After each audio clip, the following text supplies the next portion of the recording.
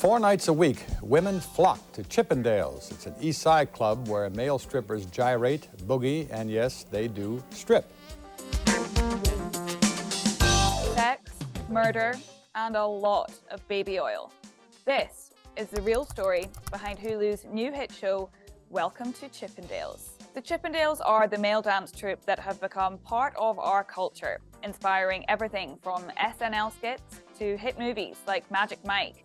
But it wasn't always so popular. When the phenomenon began, no one had ever heard of a male dancing group designed to entertain women. In the wake of the women's liberation movement, Indian immigrant Steve Banerjee spotted a gap in the market. Strip clubs, not for men. This time, it would be to entertain women. Banerjee's success grew, so too did his long list of enemies. And in the end, he resorted to heinous crimes in a desperate attempt to keep a firm grip on his business empire. It was 1979 when Banerjee, the owner of a failing backgammon club, met nightclub promoter Paul Snider and his Playboy bunny wife, the glamorous Dorothy Stratton. Snider helped get the club attention in its early days, and he quickly became Banerjee's business partner. They came up with the unique idea for a male dancing group to entertain women. When Banerjee started Chippendales, they had disco night, backgammon night, female mud wrestling, like anything to make a difference. And the thing that actually started bringing people in was this male strip show for women. Snider helped get the business off the ground in the early days.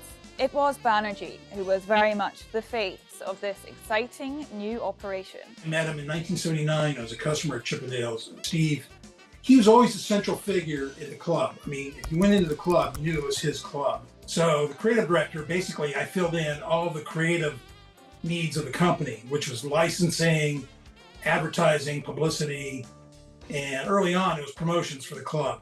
I think one first indication that maybe his ethical fiber was not so strong is when Dorothy Stratton, who was involved with the club early on, is murdered by Paul Snider, her husband, who was very involved with the club, and Snider then goes and kills himself.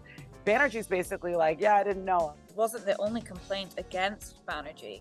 Some of those who worked for him described how he would withhold payments and refuse to give them their money for no good reason. He was uber cheap, like to the point where I think it ended up screwing him in many different ways. Would sit there and sign a stack of checks every Friday, and half of them he'd rip up and say, I'm not paying. As time went on, rival businesses began popping up, and Banerjee became paranoid that his success would soon be taken from him. And there are, from almost the get-go, imitators. What does he do about those imitators? He wants to put them out of business by lighting them on fire. After Paul Snider's 1980 death, Banerjee hired Nick Denoya to choreograph routines for the dancers. It was a decision which elevated the Chippendales to a whole new level. Despite the imitators, and there were a few, there was simply no other club like it. He was very smart in understanding, the fastest way to unlock money to selling sex was to do it in a classy way, that in this sort of hermetically sealed environment called Chippendales. They felt like they were in a place where they're going to be protected, safe, and entertained and treated royally, and they were. You could say, hey ladies, you want to be empowered? Come to this club and stuff dollar bills in men's G-strings. As the business continued to grow, Banerjee and Denoya decided they would divide and conquer.